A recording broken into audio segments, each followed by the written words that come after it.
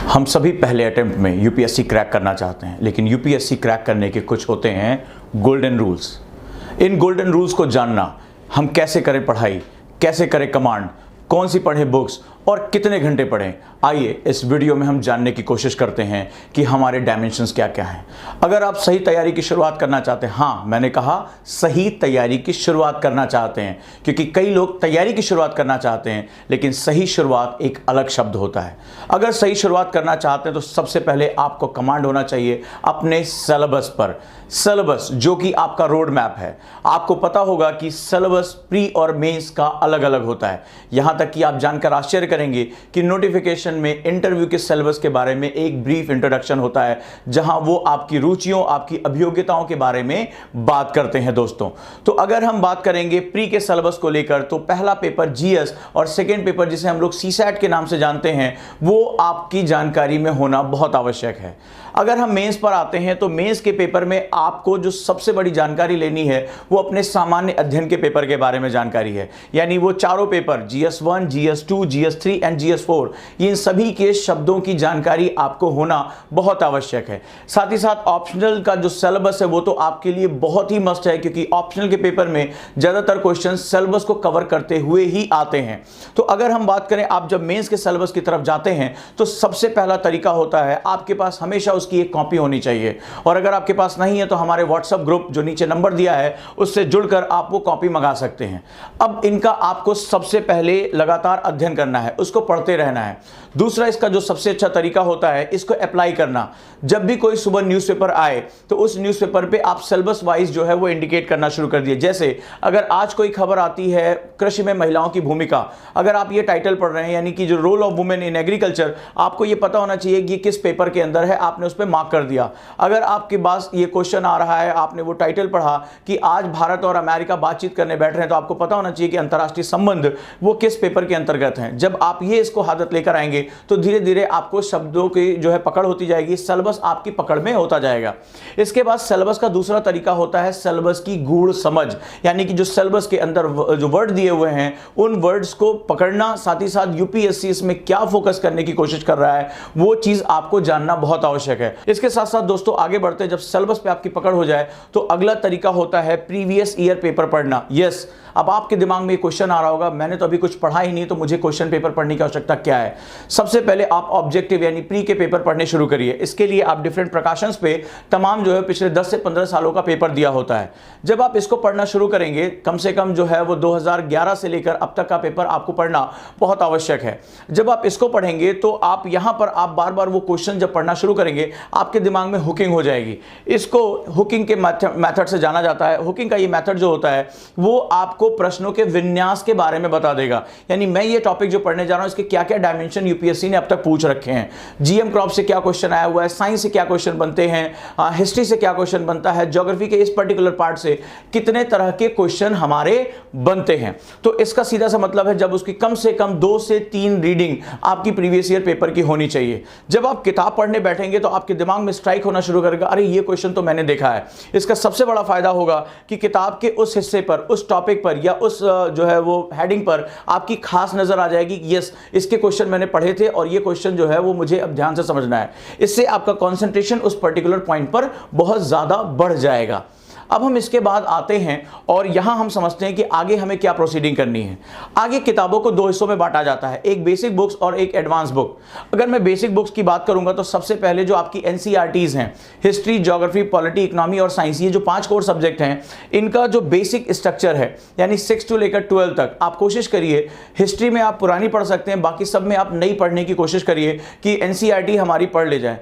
आप जब एनसीईआरटीज को पढ़ेंगे तो आपको एक बेसिक एडवांटेज होगा, लेकिन ध्यान रखिएगा कि एनसीईआरटी को पढ़ना ही पर्याप्त नहीं होगा, क्योंकि यूपीएससी आज के दिनों में बीटीएल यानी बिटवीन द लाइंस पर जा रहा है। यानी कोई स्टेटमेंट जो लिखा हुआ है उस स्टेटमेंट के मतलब क्या होंगे ये जानना आपके लिए बहुत आवश्यक है।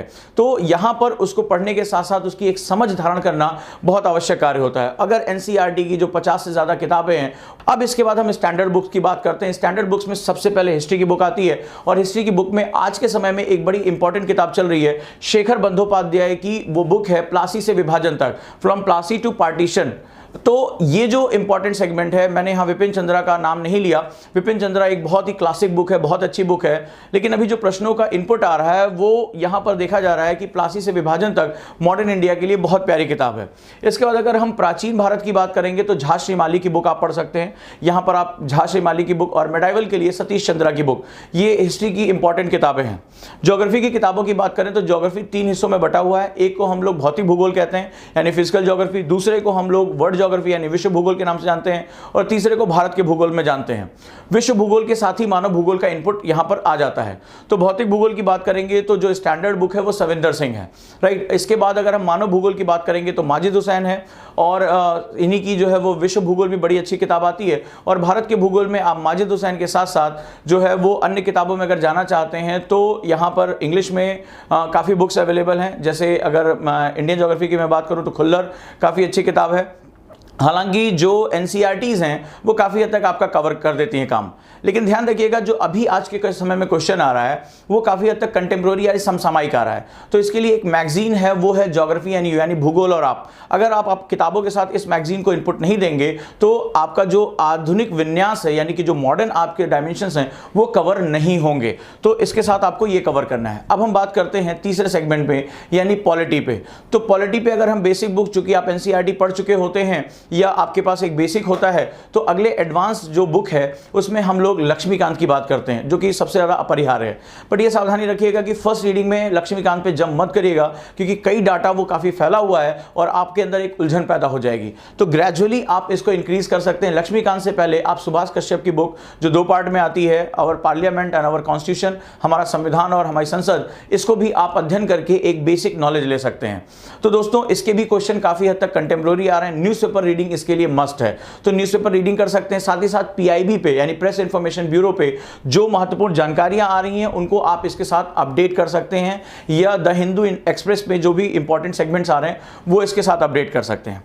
नेक्स्ट हम सेगमेंट में पहुंचते हैं और नेक्स्ट सेगमेंट पे हम लोग बात करेंगे और वो है इकोनॉमी की। तो इकोनॉमी एक बहुत ही डायनेमिक सब्जेक्ट है। इसमें अगर मैं बात करूंगा तो रमेश सिंह की बुक अच्छी बुक है। साथ ही साथ जो ईश्वर ढींगरा की बुक है, अगर आप बेसिक से एडवांस की तरफ जाना चाहते हैं तो ईश्वर ढींगरा की बुक है, उस ईश्वर ढींगरा की बुक को भी आप पढ़ सकते हैं। साथ ही साथ इकोनॉमी के जो ज़्यादा से ज़्यादा क्वेश्चन आते हैं वो कंटेम्प्रोरी आते हैं। इसके लिए आपको गवर्नमेंट के डॉक्यूमेंट जैसे नीति आयोग का विजन एजेंडा, ये बहुत इंपॉर्टेंट है। साथ ही साथ जब आप नेक्स्ट ईयर एग्जाम देंगे तो इकोनॉमिक सर्वे बहुत ही महत्वपूर्ण है। इंडिया ईयर बुक के जो इकोनॉमी के चैप्टर हैं ये बहुत महत्वपूर्ण है, इनको आप लगातार अपडेट करिए। और साथ ही साथ समाचार पत्रों में जो नए शब्द आते हैं, जैसे सपोज दैट आपका कोई वर्ड आया बैंक रेट क्या होता है या लिक्विडिटी एडजस्टमेंट रेशियो क्या होता है, ये सारे जो वर्ड आपके आ रहे हैं इनको आपको कवर करना है, राइट। तो इस वर्ड का मतलब क्या होता है, इनके प्रभाव क्या होते हैं, ये जानना बहुत जरूरी है। विज्ञान की बात करें, साइंस की बात करें, तो अगर आप 8th, 9th और 10th एनसीईआरटी पे जाते हैं तो आपका बेसिक वहां कवर हो जाता है। साथ ही साथ स्पेक्ट्रम की साइंस एंड टेक्नोलॉजी की बुक आती है, विज्ञान और प्रौद्योगिकी, ये आपकी तैयारी के लिए काफ़ी बड़ा डायमेंशन देता है। और हिंदू का जो साइंस का एडिशन आता है उसको आप ज़रूर अपडेट करते रहिए। साथ ही साथ इसमें एक मैगजीन है साइंस रिपोर्टर और विज्ञान प्रगति, कोशिश करिए कि इसको आप रेगुलर स्टडी में लेकर आएँ, क्योंकि टेक्नोलॉजी के क्वेश्चन बहुत कंटेम्प्रोरी आते हैं, बहुत ही समसामयिक आते हैं, राइट दोस्तों। तो ये आपके कोर सब्जेक्ट्स रहे, हिस्ट्री, ज्योग्राफी, पॉलिटी, इकोनॉमी और साइंस।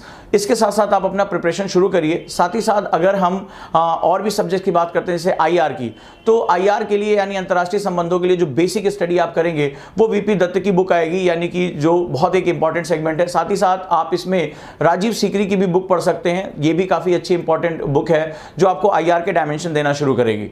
इसी के साथ साथ आपदा प्रबंधन के लिए भी एक इंपॉर्टेंट बुक है सविंदर सिंह की, आप डिजास्टर मैनेजमेंट के लिए उस बुक को भी रेफर कर सकते हैं। एक लास्ट पॉइंट बचता है और वो होता है वर्ल्ड ज्योग्राफी। वर्ल्ड ज्योग्राफी एक बहुत ही बड़ा डायमेंशन कवर करता है। इसमें एक एनसीईआरटी की अर्जुन देव की बुक आती थी जो अब अलग जो है वो प्रकाशन पे भी आ रही है। तो अर्जुन देव की विश्व इतिहास की बुक आपको कम समय में एक अच्छा नॉलेज देती है, काफ़ी अच्छा जो है वो कंटेम्प्रोरी डिस्कशन करती है। इसके साथ साथ हिंदी मीडियम के लिए उसमें एक काफ़ी अच्छी बुक आती है हिंदी प्रकाशन विभाग पर, हिंदी माध्यम के लिए वो एक अच्छी किताब है, उसको भी आप अपडेट कर सकते हैं। तो दोस्तों ये एक अपडेशन रहा और इसके माध्यम से आप अपनी तैयारी को एक बड़ा डायमेंशन दे सकते हैं। लेकिन याद रखिएगा, पढ़ाई के साथ साथ अपने आप को लगातार टेस्ट करना मत भूलिए।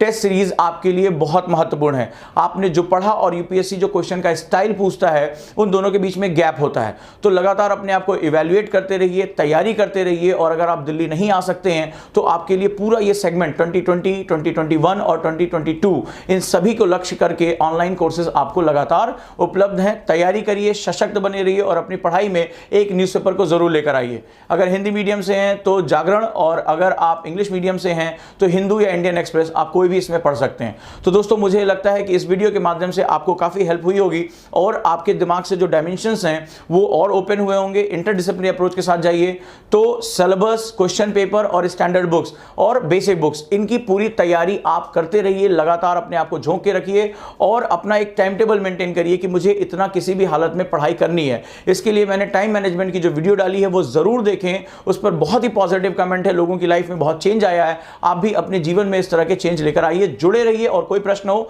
आप इनबॉक्स में पूछ सकते हैं ताकि अगले वीडियो हमारे आपके प्रश्नों पर ही बनाया जा सके। धन्यवाद।